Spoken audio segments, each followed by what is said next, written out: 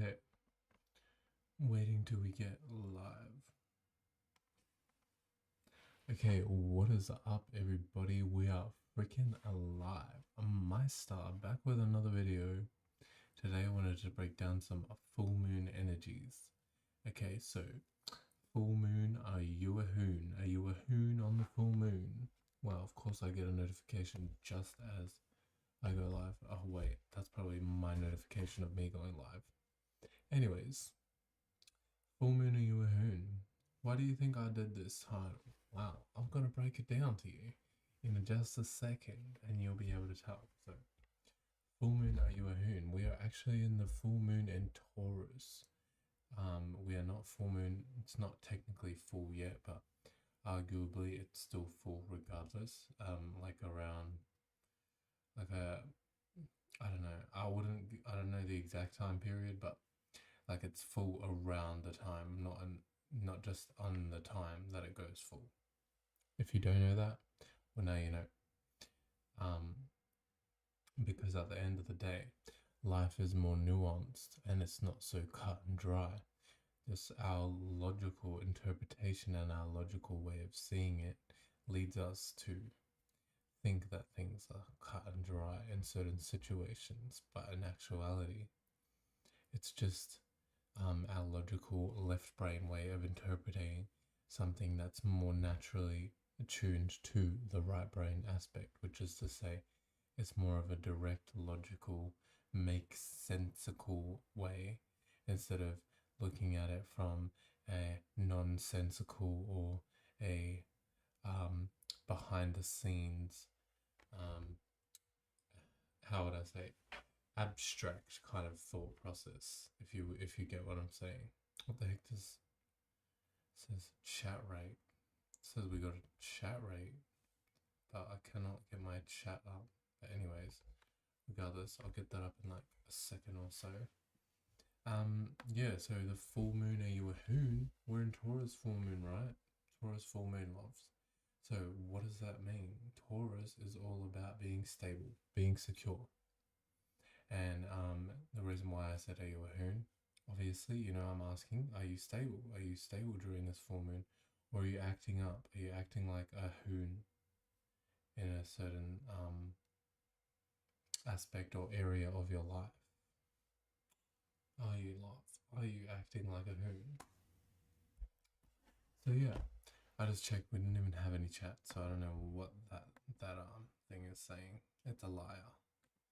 But yeah. And what's it called? Taurus is all about stability, consistency. As I said before, I'm pretty sure. So when we're talking about a hoon, you know, that's talking, are you a hoon? Are you about stability? Are you about consistency? And because it's a full moon, if you don't know about moon cycles, once it gets to the full moon, it's talking about you experiencing the fullness of that energy. So when it comes to the waning moon, or the waxing moon, no, it's wax on, wax off. That's basically how I remember it. So you get wax on, that's the waxing moon, that's the energy that you're building up. That's the time for you to start planting seeds or to push and take action towards whatever you want to grow. That's why it's wax on. So that's how I remember it. So you have wax on, and then when you go to the waning moon, this is wax off. Okay, so this is how I remember it. Wax on, which is waxing moon, and then wax off, which is waning moon.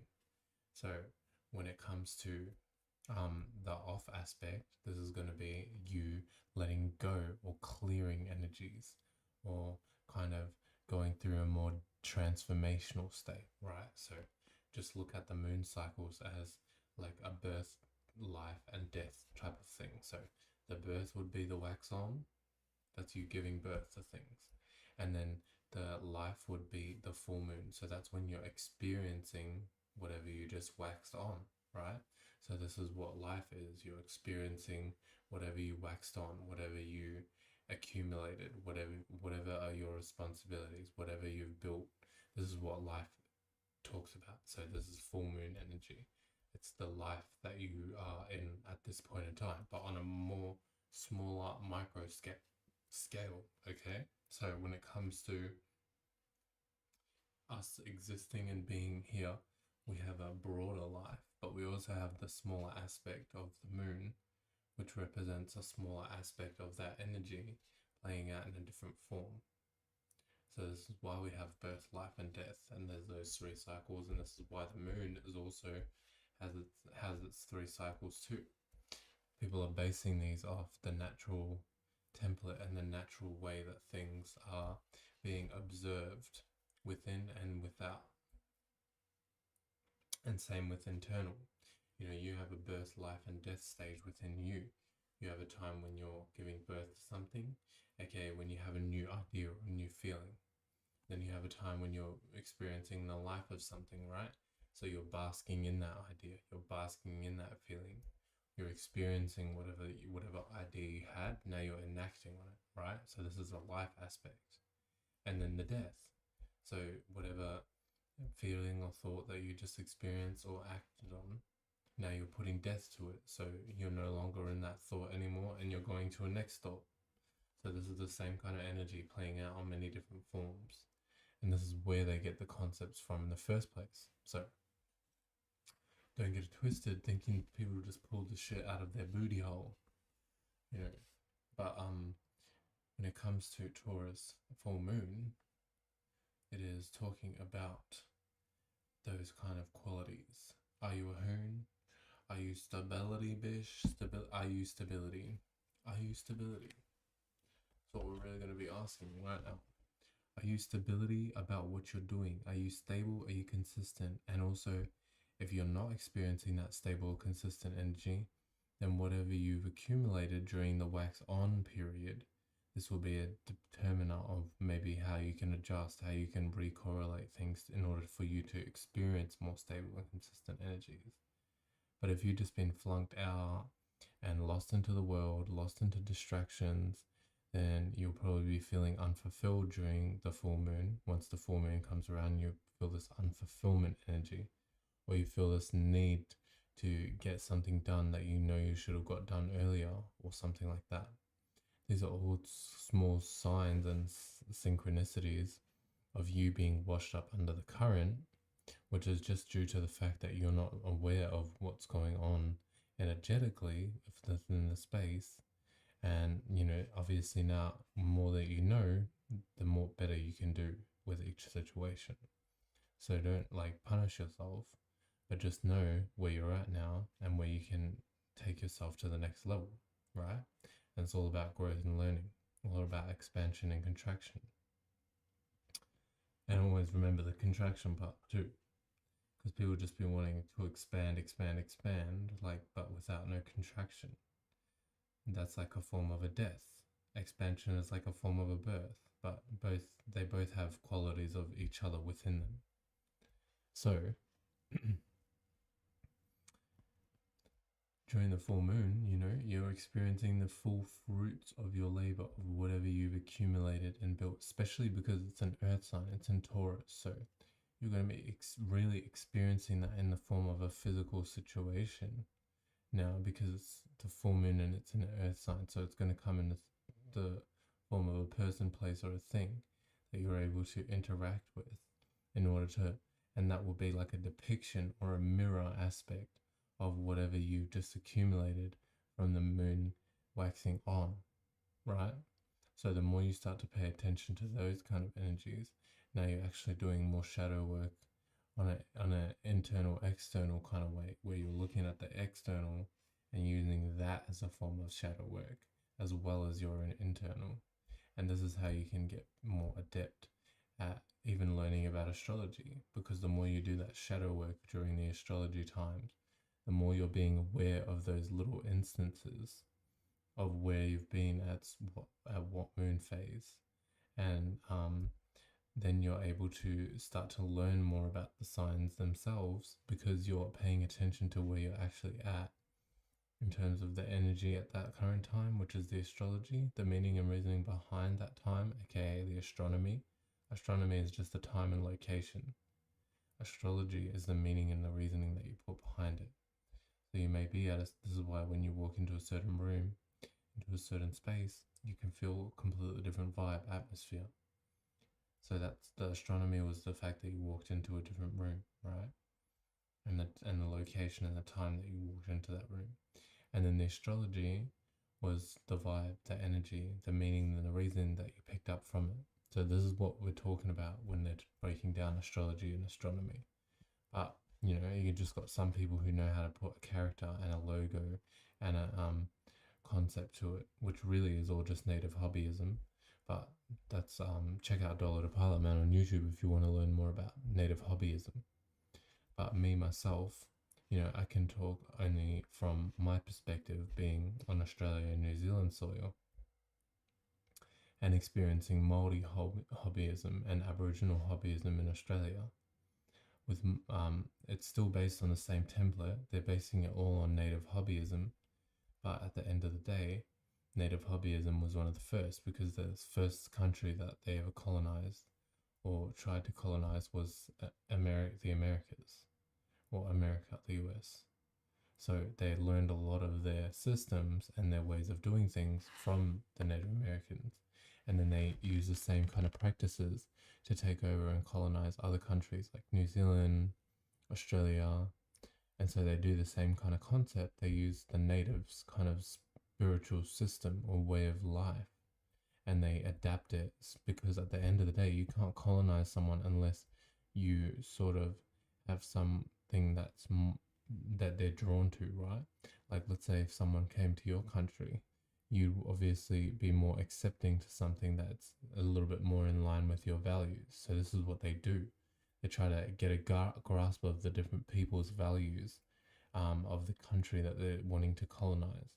They analyze and pay attention to their values and what their beliefs are. And then they're able to use that and manipulate their beliefs. And that's how the shadow government gets to play some kind of god for everyone, because they look at the spiritual beliefs and then they say, oh, this is your god? Okay, well, now we can play that. We're going to act that out in reality. And so if you think that that somehow this certain god is going to help you by bringing rain to your crops, and now you're satisfied, then all they need to do is manipulate the weather, and now they're acting in the manner of your god. And this is what's led them to think that they're justified in some way, or that they have some kind of power, or that they're backed and supported by some kind of godly energy, which is not the case. But that's another video.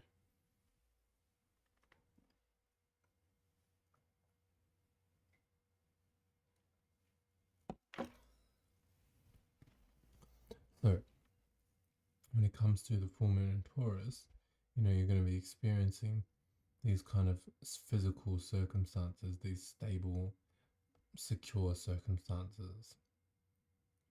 And it can you can either experience it you feel internally like a bull in a china shop, or you can either experience the bliss, the pure state of stability and consistency, and having that rock to stand on, feeling like you have value as an individual. Those are very, very big pointers that you're more on leaning towards the side of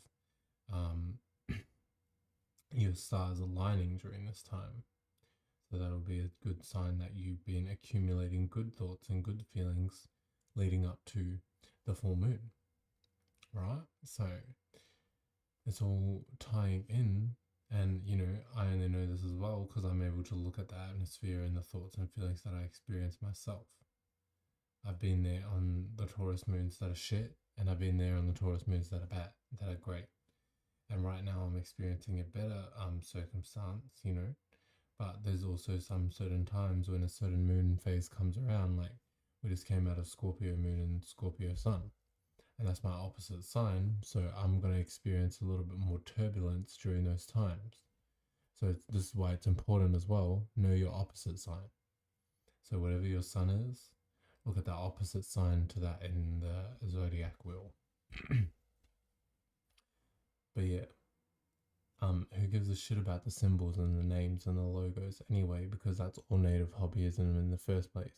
The Native Americans were the first ones to do anything like astrology. That's why they have the whole systems of like animism and being able to act out the character of certain animals. But that's not my place to go into deeply. But I just wanted to give clarity and awareness to that and pay respects to the original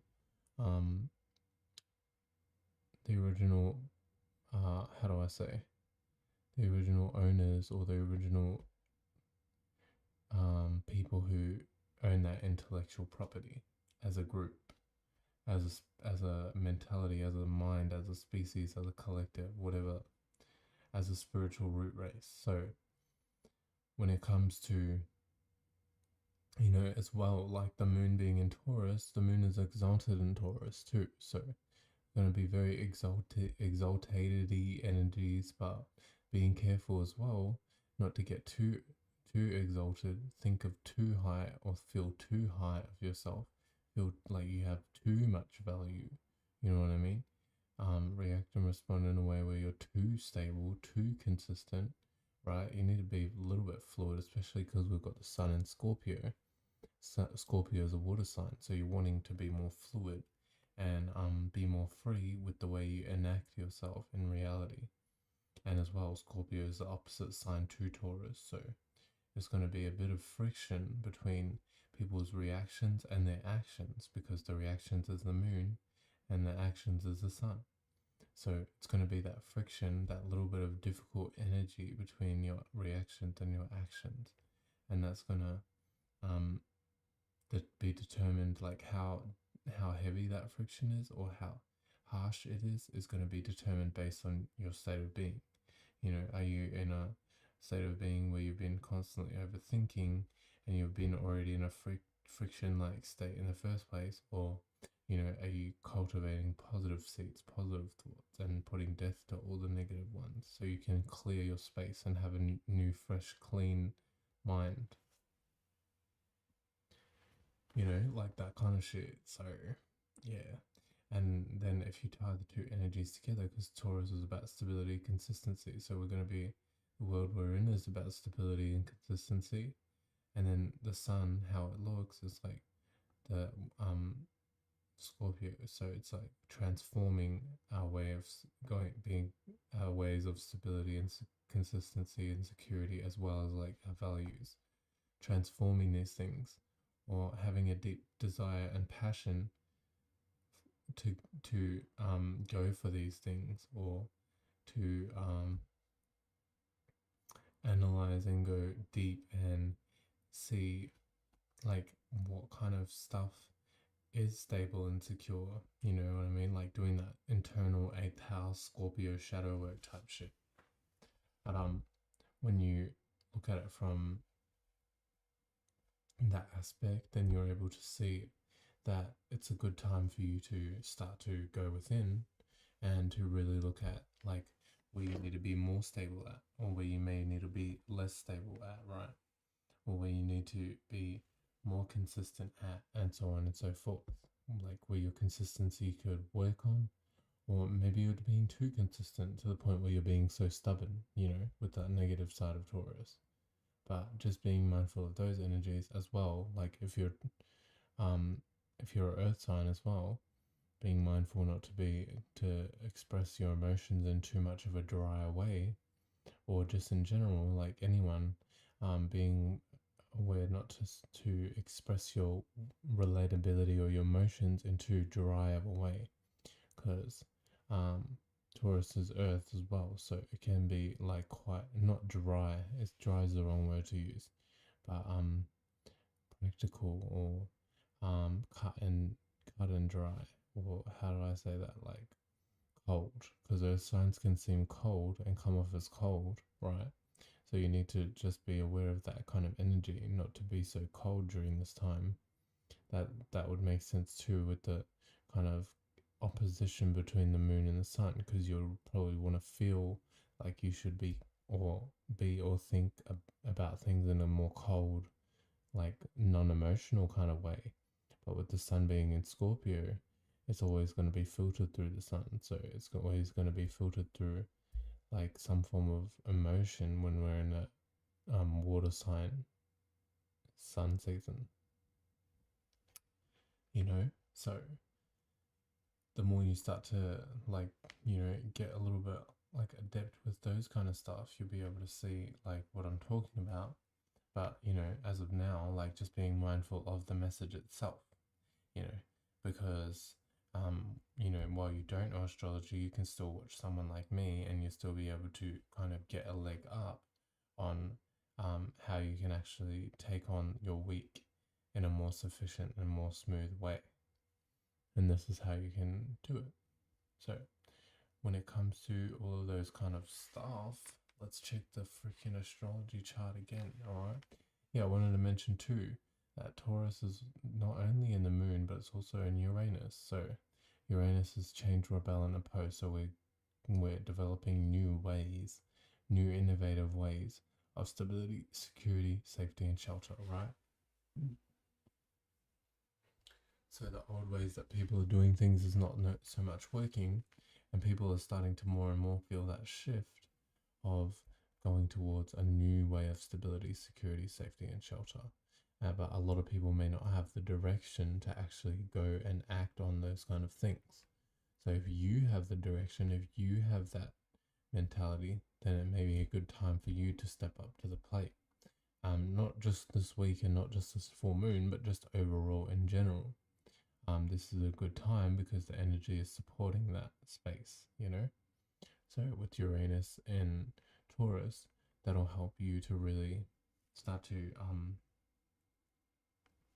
change, rebel, and oppose against those old ways of stability, security, safety, and shelter, and develop some kind of new way of doing things, some kind of new way of having an earth quality, that earth-like quality, or new way of having value or adding value or bringing value to something, because those are all Taurus-like qualities. So that's how you do.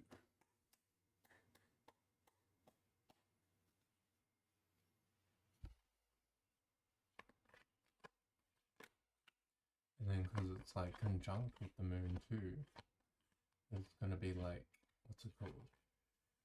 Revealing, like kind of revealing and bringing out anything that's hidden, anything that's behind the scenes, or anything that's more unconscious about stability, security, and safety and shelter. So it'll be like a very introspective time where people are able to look within and change, rebel, and oppose against their more internal self, which will help them to gain a more stronger and stable sense of that stability, security, safety, and shelter energy.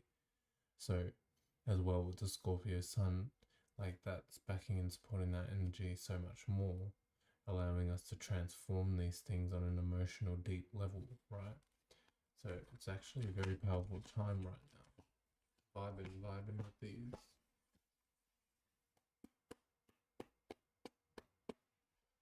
Vibing with these. The alignments right now. It's lit, it's lit. And then remember, Mercury and Sag, guys, so don't think too far out. Now's not the best time to be just like sharing your really, really far out kind of thoughts, or just thinking too distant, thinking too expanded, thinking too broad about things, because with Sagittarius and Mercury, it's going to make you want to think too broad about things. It's going to make you want to talk and communicate broadly about things. But a lot of the time with astrology, that energy that it makes you feel like you want to do is the exact energy that you shouldn't do, right? A lot of times during Taurus placements, people might feel the want or the need to be lazy or to relax constantly. But like, not all the time. Like right now with Taurus full moon, because it's a full moon, you're meant to be experiencing that Taurus energy more. So you're experiencing what you have. You're experiencing stability, security, and safety and shelter because of the full moon. So that's more of a time that allows you to kind of bask in that Taurus energy a bit more. But like if it wasn't a full moon, for example, then you'd kind of need to be aware not to delve too. Sorry, guys. Be aware not to delve too deep into that Taurus stable, secure kind of energy, right? So just being like conscious not to overindulge in that energy. Any messages or guidance for those who are watching during this full moon to help you guys? Nine of Wands, okay, so this is like confidence, what's it called? Like confidence, determination, but like it's like that level of when you've gone through a whole bunch of experience, when you've gone through a whole bunch of experiences that have guaranteed you wisdom and knowledge about how to go about your passions, how to express your emotions, how to blah blah blah. So this is talking about like having wisdom of your overall experiences and also like expansion, growth kind of energy, having being kind of optimistic, and happy and positive minded about things. This is a really good time to just be optimistic about the way that things are going.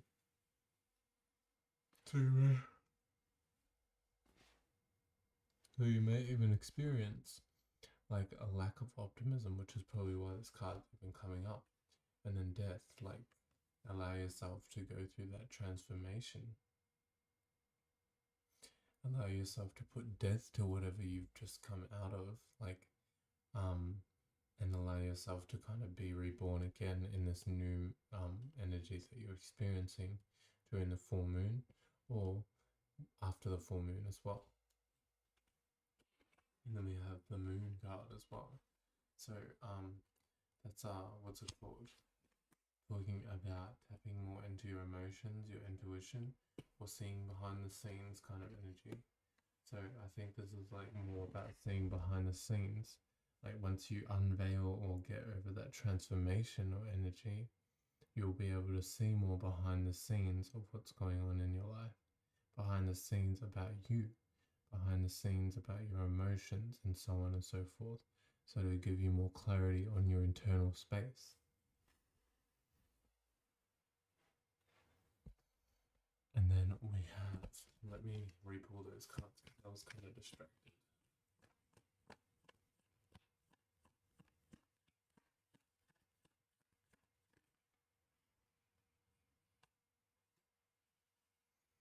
Ask, what do you guys need to separate from?